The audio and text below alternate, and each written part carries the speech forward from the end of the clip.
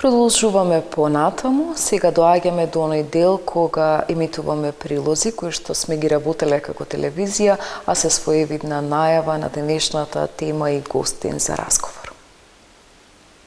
Универзитетот Свети Климент Охридски од Битола и Државната комисија за спречување на корупција подпишаа меморандум за соработка. На овој начин студентите од УКЛОК имаат можност да се запознаат со процесите на функционирање на Државната комисија за спречување на корупција, но и да ги зголемат знаењата и да се стигне до едно повисоко ниво во врска со спречување на корупцијата. Нивните искуства кои што се драгоцени за сите институции треба да бидат пренесени и на нашиот универзитет, а тоа ќе биде организирано преку систем на вклучување нивно преку тие клинички предавања или други форми на средби со нив на сите ќе речам релевантни субјекти на нашиот универзитет, на тој начин да ги пренесат нивните искуства во борбата со корупцијата во Република Македонија. Председателот на Државната комисија за спречување на корупција Игор Тантуровски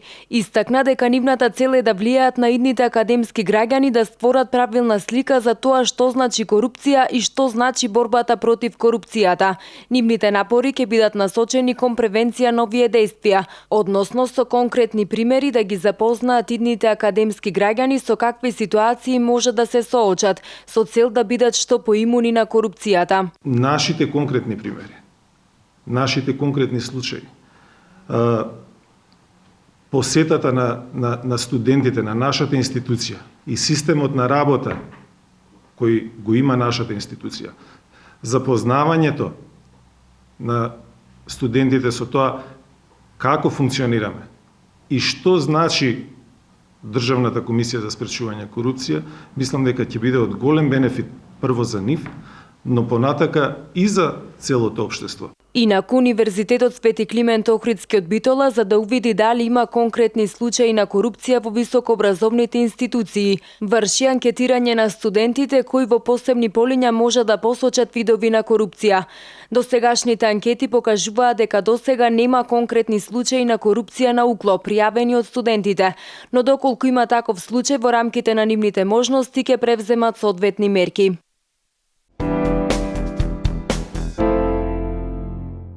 Како завршница на низата настани активности кои годинава Битолскиот универзитет ги имаше во рамки на одбележувањето на големиот јубилеј посветен на 1100 години од упокојувањето на Свети Климент Охридски, синоќа се заокружи со свечена академија посветена на својот патрон празник. Смислата на образованието не е само стекнување со знаење и со вештини, туку и воспитување на морални и одговорни личности. Личности кои со своите таленти, знаења и вештини ќе придонесуваат кон личната благосостојба, но и благосостојбата на целото општество. Но за да го постигнеме тоа, потребни ни се нови приоритети. Визијата на првоучителот и мисијата на овој голем светител се остварија и опесменувањето на македонскиот народ продолжува и ден денес. Во изминативе 37 години работа на универзитетот преку своите факултетски единици, многу видни граѓани поминале низ овој високообразовен систем. Кога потребата за учење, образование и усовршување напредок станува повеќе од секогаш императив за живење на секој поединец, Универзитетот Свети Климент Охридски Битола своето функционирање го заснова врз креирање на такво окружување кое што учењето, образованието на секој млад човек, на секој поединец представува наша долгорочна мисија, но и наша секојдневна задача. Универзитетот Свети Климент Охридски од Битола врз основа на повеќе децениското постоење и континуиран развој ги нагласува своето значење и придонес во наставно-образовната и научно-истражувачката дејност и учеството во севкупниот напредок на Република Македонија. Мој денешен гостин е професор доктор Сашо Коруновски, ректор на Битолскиот универзитет Свети Климент Охридски. Добре дојдовте и благодарам што прифативте да бидете дел од програмата на Мега телевизија. Поздрав до вашите гледачи и благодарам исто на поканата да бидам дел од вашата емисија. Оно што за почеток ќе го начнеме како тема на разговор пред се би било одбележувањето на 1100 години од упокојувањето на вашиот патрон, нели, Свети Климент Охридски. Низа активности беа преземени во текот на минатата година, ако не се лажам, кога на различни начини достоинствено беше одбележан овој јубилеј, така да се изразам, и беше крунисан со таа свечена академија. Според два повеќе околу ова. Па, можам да речам дека на нашата генерација и беше таа чест доделена да одбележи таков значаен јубилеј, 1100 години од основачот на образованието воопшто во Македонија. Штом имате една таква задача, секако пристапувате со многу внимание и со должна почит кон некој што пред 1100 години размислувал дека образованието е важна нишка во просторот каде што се работи, се живее. Затоа е исклучително внимание посветивме токму на овој јубилеј и се разбира, бројни беа активностите.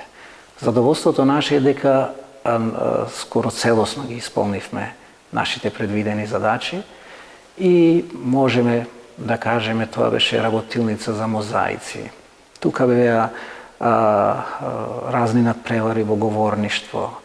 Тука беа дури гастрономски настани. Значи една цела лепеза да покажеме дека образованието можеме да го третираме во еден поширок општествен контекст, вклучувајќи ги не само студентите, туку и идните генерации. Тука беа и младите ученици со емисиите на УКЛО ФМ посветени на Свети Климент. Тука беше една научна тркалезна маса, каде што странците зборуваа за Свети Климент. И на крајот, како круна на се, беше таа свечена академија која што ние организиравме. Се на се, УКЛО мислам дека достои на задачата и на честа што ја имаше да го прослави својот патрон. Имаме еден момент кога образованието е навистина важно, препознаено е пред еден цел голем милениум пред 1100 години, ако не се лажаме од вашиот патрон. Колку денеска е ценето тајно назначење во однос на самото образование? УКЛО постои, ако не се лажам, повеќе скоро 4 децении. 4 децении на просторот, нели, во земјава и многу генерации поминале низ тие клупи, така да се изразам, каде што многу луѓе се развиле во однос на образовниот процес, се надоградиле и стигнале до високи титули. Препознаено е ли како квалитет денеска образованието и посебно на нашиот универзитет? Образованието е добро дека ќе споменеме уште еднаш и пред 1100 години се давало значење дека важно е народот и младите генерации да се тогаш описменуваат, а денес повторно да се описменуваат во еден поширок контекст. Затоа што тоа се свесни и совесни граѓани и тие најдобро ќе му служат на едно општество. Се разбира, во турбулентните времиња понекогаш ударот на образованието сите го чувствуваме, но ние како институција која што не само што е платена да го прави тоа, да речам како една професија која се занимаваме, сепак сметаме дека еден поширок контекст мора да се даде на тоа образование. И не случајно секогаш кога се зборува за Битола, се зборува за универзитетот. Се зборува за една традиција од скоро 4 децении на обновено високо образование, кое што секогаш постоело. Па дури и кога Битола го зборуваме како конзулски град. И пред тоа, Битола дишела, живеела, се развивала со луѓето кои што го добивале дел од своето образование тука. Како што рековте, бројни се генерациите овој универзитет кои што ги дал и тие работат, не само Македонија, целиот свет. Генерално образованието, кажавме колку е важно, колку е неопходно не само за оној поширок професионален развој на самите граѓани и на академските граѓани. Меѓутоа, можам да кажам дека изминативе 40 години УКЛО не застана во однос на формирање на 1 до 2 или 3 факултетски единици, туку вие постојано се ширите на повеќе области, покрај тие студиски програми кои што се нудат нови, нели зависно од потребите на пазарот на трудот или каде имаме дефицит на кадри или каде имаме некоја друга потреба. Меѓутоа, вие ширите соработката и со други институции, како што беше примерот кој што пред малку го погледнавме, кога со антикорупцијска комисија вие подпишавте меморандум за соработка. Има ли корупција на универзитетот? Значи, едноставно не може лесно да се одговори, но важно е да истражувате дали има корупција и да превенирате. Најважен сегмент е превенцијата. Штом ние подпишуваме таков договор, свесни сме да ги отвориме вратите за таквите процеси на контрола. Ние секогаш, барем ова раководство, ги охрабрува оние кои што се соочиле со коруптивни примери, да ги презентираат и да ги кажат кај нас. Тие ќе добијат поддршка во разрешувањето на таквите случаи. Затоа што мора да има сепак документиран процес. Тоа се сериозни процеси. Ние што е можно повеќе гледаме системски да ги поставиме таквите работи. Онаму каде што има да излезе на површината. Тоа е суштина, доколку има. Но нели нема, ќе речеме, ни идеални институции, но има транспарентни институции. Транспарентноста ве штити. Штом некој знае дека системот е транспарентен, тогаш внимава како се однесува во тој систем. И токму ова подпишување со антикорупцијска беше прво најдобриот лек, ево го пак ќе се вратиме и образованието. Прво да ги научиме студентите што е тоа корупција. Информирање, да, пред се. Значи, понекогаш таа може да е скриена, не мора да е толку очигледна. Да ги видиме, како што кажа и директорот на антикорупцијска, да се видат формите кои се тие и начините како тие да се сузбијат, што значи едукација на младите генерации кои што после УКЛО ќе знаат и во другите институции тоа да го примерат. Тоа е еден здрав систем, тоа е здраво општество, каде што луѓето ќе знаат да го препознаат и да реагираат на таквите појави. На прагот сме на прибирање на нови студенти на вашиот универзитет.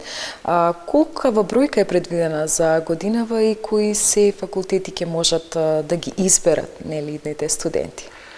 Бројката е во тек сега, нашиот предлог е во Министерство, но планираме околу 2.500 до 3.000. Тука се движиме, како и секоја година конкурсот кога се објавува.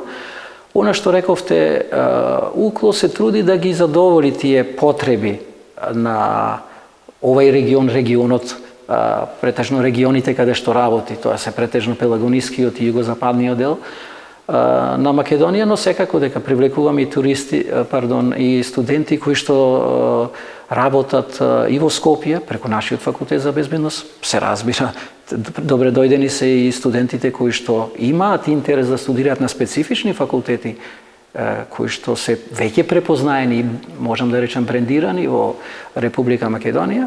И сега во тој дел планираме повеќе промотивни настани на идните бруцоши студенти, наши колеги, да им презентираме што се можат кај нас да направат. А она што ќе го презентираме ќе биде од срце и со вистинска намера, тоа е да го испорачаме, како ќе речам услуга. Затоа што лошо е кога еден млад човек при процесот на регрутација, за да дојде кај вас, ќе му изнакажете многу работи, а кога ќе дојде, ќе види друга слика. Наеднаш вие како, ајде да речам, нешто кон што тој се стреми, ќе биде разочаран. Затоа се трудиме да бидеме реални во проценките на оно што можеме да го понудиме. Се друго би било како купувате производ, премногу ветувања, а малку од оно што ќе добиете. Сакаме да речеме дека за нас секој нешто ќе дојде, го сметаме дека тој неговата кариера ја става во наши раце. Кариерата се става во ваши раце, нудите лепеза на науки, меѓутоа во земјава се почесто продираат оние странски инвестиции кои што бараат специфични кадри. Дали сте расположени за соработка или на некој начин координација со тие странски инвеститори кои што вложуваат во земјава, бараат специфичен кадар и креирање на такви студиски програми согласно нивните потреби. Бидејќи точно знаеме дека теоријата е едно, праксата е друго, вие често работите на тој сегмент во високото образование да се има таа практична настава која што во состопанството се соработува и се праќаат студентите таму да посетат настава. Меѓутоа, кога станува збор за конкретно учење, конкретна студиска програма за потребите на инвеститорите во посебни кадри.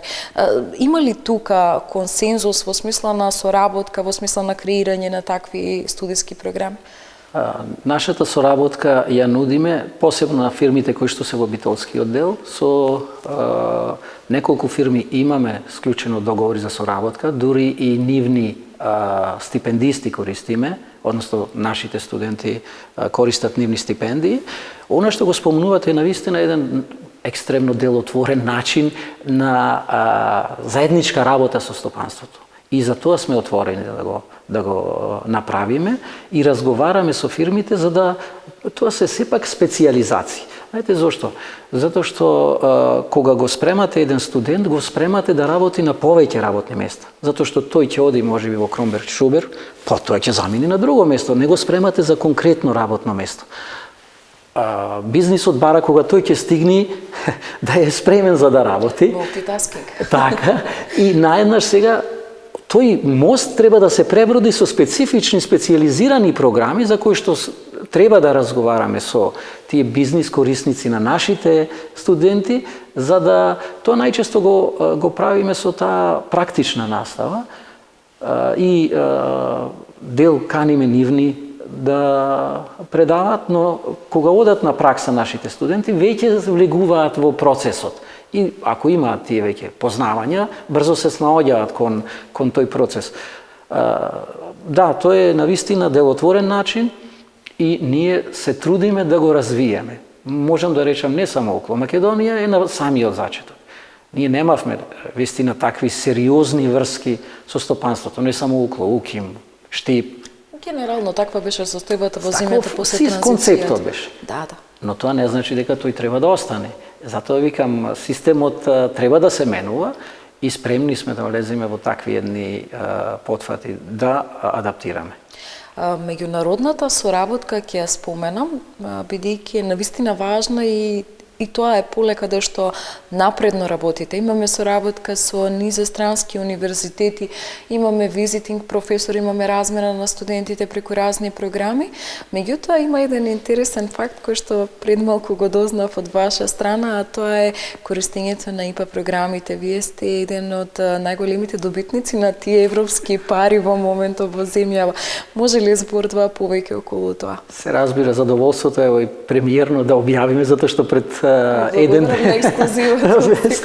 затоа што пред еден ден ве официјално објавени тие резултати, ќе речам дека на ниво на Македонија скоро 30% како дел од конзорциумите е УКЛО вклучен во тие добитни програми. Тоа можевме да го очекуваме, затоа што тоа се 6 проекти сега што ќе дојдат. На претходниот повик на Балканмед добивме 2 и 1 е на листа на чекање. Предходно имавме неколку проекти кои што се активни, а во првиот круг ни влегоа 16 успешни програми, што значи 16 го положија тестот дека се добри апликации, но сега во рангирањето, зависно колку има таа програма средства, и тие станале во долниот дел, не дека не се квалитетни, туку едноставно другите нешто подобри биле. Но УКЛО е вистина лидер во Македонија по однос на тие ИПА програми, а тоа е резултат на еден процес на отворање на централната служба кон идеите на сите. И секој можеше да даде идеја да спреми апликација и да конкурира на тој меѓународен пазар. Тоа се претежно апликативни проекти, кои што бенефитот, верувајте, градовите ќе го осетат. Не само универзитетот. Не само универзитетот. Тоа се апликативни проекти кои што Битола, Прилеп, Охрид, Кичево, сите градови ќе ги, затоа што се работи за суми од секаде минимум од 100.000 евра. И рачунајте дека тоа се, а некои проекти се по неколку 100.000 евра во инвестиции во местата каде што се аплицирани таквите проекти. Само напред во однос на успешната работа во однос на ова поле, плановите на УКЛО во иднина се и разработување подинамично на оние лаборатории да можат не само универзитетот и студентите да ги користат, туку и самите граѓани во иднина или одредена институција доколку пројави желба. Како е замислено сето ова? Знаете, јас по струка во глобална смисла работам со валоризација на културно наследство. И често, кога валоризирате економски културно наследство, има одредени специфичности, вика имате капитал и тој капитал треба да имате идеја како да го ставите во вашиот развој. Таа беше основната идеја кога јас правев, да речем, анализа на УКЛО, гледам дека УКЛО има опрема која што вреди стотици, можеби милиони, со неколку милиони евра. И таа лабораторија служи за вежби или за нешто што има многу повеќе за да биде. Тоа не е едноставно. Но се започнува со првиот чекор. А чекорот беше дека ангажиравме неколку луѓе кои што се многу посветени на таа работа и веќе работиме на точно со тоа стопанство да ги видиме нивните потреби. Ево, за храна, за млеко. Зошто примероците за истражување на питување на квалитетот на млекото да одат во Скопје? Од Битола да заминуваат за Скопје. Кога имаме истите апарати, ги имаме на универзитетот, ги имаме и професорите. Луѓе што знаат да работат. Апсолутно, има професори кои што го... сега, треба да се најде вистинска формула да ги ангажирате професорите, бидејќи тоа ќе биде нивна дополнителна работа, да организирате еден цел систем на акредитација. УКЛО е спремен да вложува во таквите, централната служба, проекти, затоа што сме сигурни дека тоа ќе се врати назад. Но најважно е довербата. Кога вие ќе соработувате со некоја фирма и знае таа дека она наместо Скопје може тука услугата, довербата е тука. И веднаш што и према вашите студенти поинаку ќе се однесува. Тука студентите ќе можат да бидат вклучени. Сериозно работиме на тој процес, кој што не е ефтин, но мора да се тргне и мора да се вложува во такви проекти, кои што на долгорочен план, не само финансиски, туку како и бренд ќе го водат УКЛО напред. Развојна компонента во секој случај. Ќе се навратам на оној момент кога навистина се наоѓаме на прагот кога ќе запишуваме нови бруцоши. Од годиниве наназад, за каде точно има најмногу интерес? Дали се тоа правните науки, педагошките науки, техничките науки? Знаеме што е оно што го диктира пазарот на трудот. Ја знаеме понудата на факултетот, меѓутоа изборот на студентите најчесто каде оди? Бираат полесни или потешки работи? Некако на општествените повеќе се насочуваат. Но, да речем, перспективите се повеќе кон техничките науки. Искрено, затоа што, гледате, оние статистики, најдобро платени се програмерите. Така, и оние IT сектор. Секторот е најдобро платен. Дори пред банкарскиот сектор. Така. Значи, има тука повеќе преференции. Оној кој што има за општествени науки, не можете насила да го натерате технички науки. Но оној кој што ги има тие способности, греото е да заради некоја, ајде да ја речам, така чисто заради другарите или некое дека ево потешко е, условно ќе речам. Што е тоа потешко? Потешко е ако некого со склоност кон технички науки го пуштите да студира општествени природи или други науки и се најнаш тука се конфликтите. Инаку човекот да речам според неговите преференции може све да студира, па затоа имаме успешни инженери, успешни IT техничари, но и успешни кои што завршуваат на високата медицинска школа, кои што понатаму работат, успешни економисти, банкари и така натаму. Значи, преферирам на студентите и апелирам да размислат кон техничките науки. Кон тие науки, затоа што оној кој што ги има преференциите многу побрзо се реализира како кариера и како пазар на потреби на еден пазар на труд. Но оној кој што сака е добре дојден и за правни науки, затоа што често треба да сватат идните студенти дека наше е да им ги дадеме компетенциите и заедно после да низ тој процес, низ таа соработка да ги насочиме каде би можеле да ја реализираат својата кариера, преку точно тие контакти што ги имаме со фирмите и со разните, да речам, јавни предпријатија и така натаму и така. Затоа што ево го, дури од еден банален пример, студенти кои ќе почнат да вршат пракса во Државната комисија за спречување корупција, тие после добрите може да ги регрутираат како прво со договорно дело или било како и да влезат во тој систем. Во секој случај праксата е многу важен дел што ги премостува овие недоверби помеѓу едните и другите. Ја имаме ситуацијата на младите се почесто да се иселуваат заради X причини, актуелна состојба во земјава, невработеност, понуда, изборот што го направиле во животот не им нуди брзо вработување и слично. Меѓутоа, вие како факултет, како универзитет, работите и на полето на соработка со странски универзитети. Ќе споменам Кина, тука се размислува и онај момент за двојни дипломи. Се разбира. Отвореноста на еден универзитет го прави меѓународен и препознатлив. Кина е земја што доаѓа. И сега ние размислуваме во тој правец на конкретни активности и мислам дека веќе ќе имаме во скора еднина резултати. Треба само нашите студенти да покажат амбиција. Затоа што кај студентот, ево, толкаво искуство, се може да биде предмет на внесување на знаење. Ама амбицијата мора да е во него, да постигне нешто и да направи нешто. Затоа што соработката со Кина и праќањето студенти таму, ние сега тоа формално правно мораме да го разрешиме, но важно е дека има кинески универзитет кој што е исклучително значаен и важен, сака да соработува со нас да направи двојна диплома. Тоа значи ве препознава како партнер. И како квалитет. Како квалитет. И сега, но тоа значи дека студентот, ево конкретно ќе кажам, иако е во работна верзија сето тоа, една година да студира на УКЛО, една година да учи кинески, 2 години на универзитетот и да добие двојна диплома од нашиот универзитет и од нивниот универзитет. Тоа значи голем напор, ама и големи перспективи.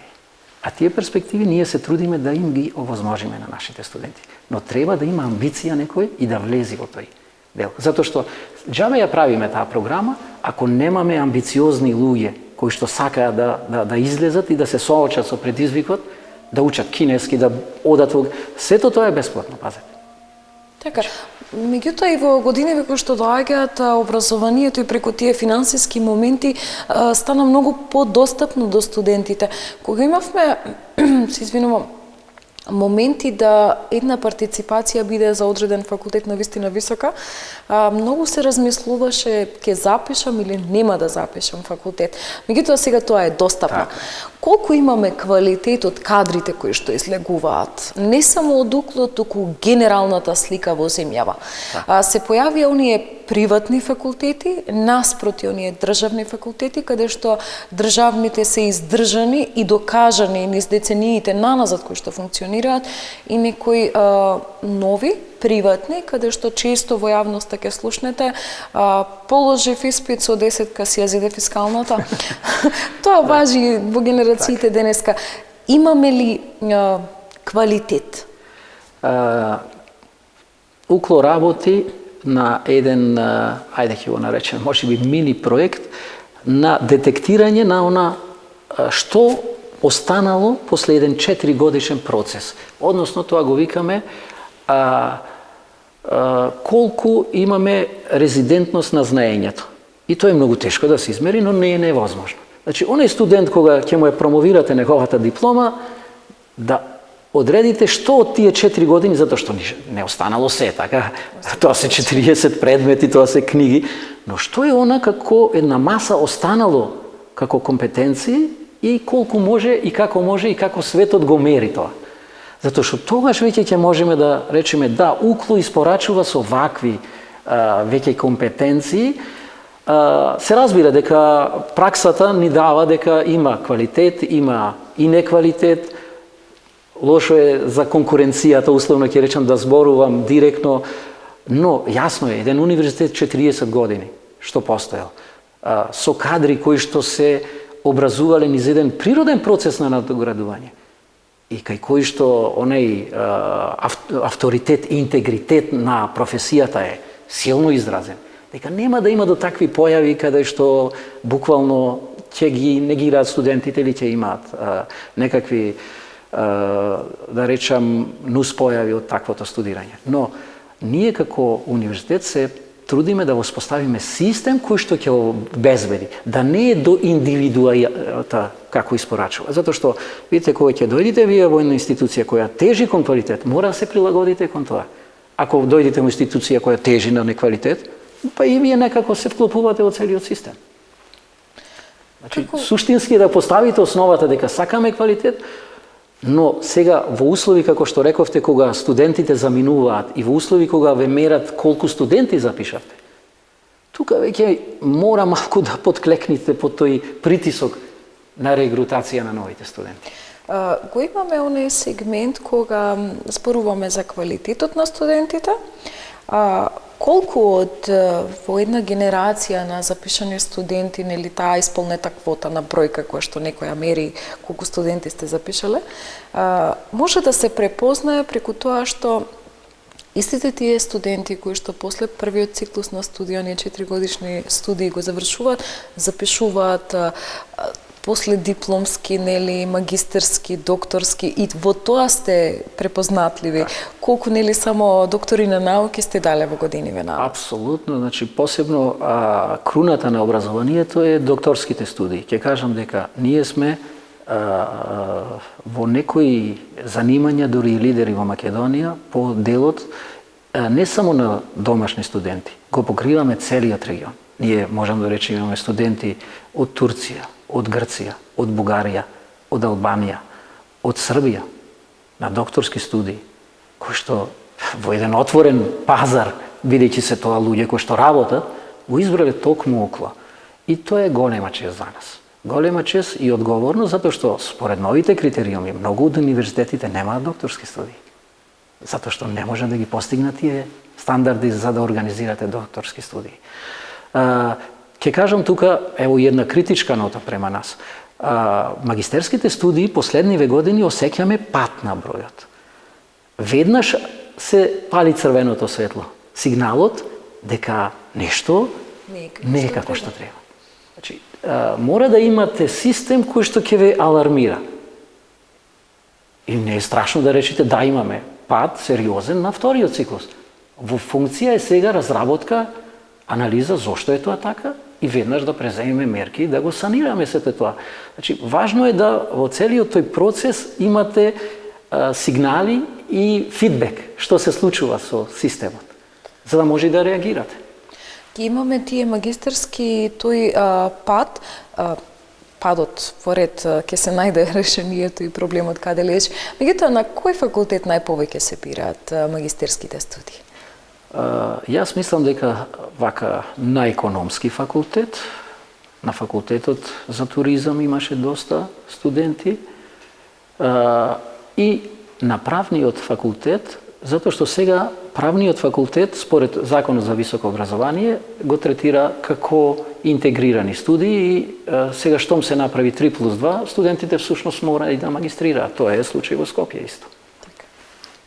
Тие се местата каде што ги начнуваме тие магистерски студии, докторските студии ги споменавме, ги има. Што е она што како план за во наредниот период или блиска иднина го има УКЛО? Како план ги имаме овие струкови студии. Тоа значи дека, она што добро го забележавте, мора да правиме флексибилни програми за потребите на стопанството. Тоа значи не мора да е секогаш тоа формално образование. Може и во неформалниот сектор. Долги искуства имаме, например, со образованието на туристички водичи. Имаме, да речам, со други такви занимања, во кои што, ајде да го видиме добрите страни на таквото искуство и да одиме со бизнисот, да видиме, да најдеме, ако треба и наменски програми, да правиме, за сметководители, зашто да не правиме, зашто да не правиме точно и за некои фирми за кои што има потреба таква работна сила, тука е, мислам, делот, затоа што формалниот дел, од прилика, ние сме од оние општи универзитети кои што тоа е она што го имаме. Се разбира, ако државата, ние сме јавен универзитет, осети потреба дека треба уште нешто да биде, но генерално мислиме дека имаме покриеност на клучните области, затоа што не секогаш можете да влегувате во таа авантура да се отварате, а да немате капацитет тоа да го направите. Да. И тогаш правите дупла штета. Затоа што, пасете, има факултети кои што долго време се бориме да ги одржиме и застаниме на нозе. Тоа е ветеринарниот факултет, кој што е исклучително скап за студирање, бара многу стручен кадар, бара многу инвестирање во него и е тешко да се восстанови еден. Но морам да речем, Битола и регионот не сме без ветеринарен факултет. Не сме, едноставно, затоа е УКЛО истраен во тие напори да обезбедува стабилен развој на тој факултет. Како викаат, универзитетот е како ланец силен колку што е силна најслабата алка. Во секој случај. Студентите доаѓаат, завршуваат и си одат. Како стоиме кадровски? Има ли доволно стручни лица кои што можат авторитетно да застанат пред студентите и да го пренесат своето знаење и искуство? Или може би тој кадар ни старе и тука ќе станеме дефицитарни? Можам да речам дека веќе старе. Но тоа не е наша вина. Тоа е сепак една поширока политика. Ние се бориме колку е можно повеќе тоа да го држиме во кондиција. Но штом ви заминат тројца до четворица професори, а ни еден ви е нов, не примите, тука веќе има една резерва со која што можеме да покриваме. Но ситуацијата мора да ја промениме и секогаш ни апелираме дека таквите кадри ни се потребни и неопходни во еден долгорочен период. Но не сме на некоја, ајде да речем, резерва. Едно ќе кажам, затоа што и можам да се пофалам дека УКЛО е еден од универзитетите кои што дистрибуира, односно нуди своји професори на други универзитети. Това значи дека многу од другите универзитети бараат наши кадри и се разбира. Тоа го дозволуваме дека ние сме всушност партнери во еден поширок образовен процес во Македонија. Ректоре, јас ви посакувам успех на сите понатамошни планови во развојот на УКЛО како универзитет, на сите оние меѓународни соработки кои што ги имаме, на бројката на студенти и на се што сте го замислиле. Се надевам дека повторно ќе имаме прилика, кога сите овие работи ќе станат реалност, да ве видам во студио повторно да поразговараме за јавноста да слушне со каков квалитет располага Битола. Благодарам уште еднаш на поканата, затоа што тоа е една од можностите универзитетот да ја оствари својата општествена улога. Ние сакаме граѓаните на Битола, на сите градови каде што се, да го чувствуваат УКЛО како дел од својот живот. Ви благодарам уште еднаш, а ние, почитувани гледачи, продолжуваме понатаму.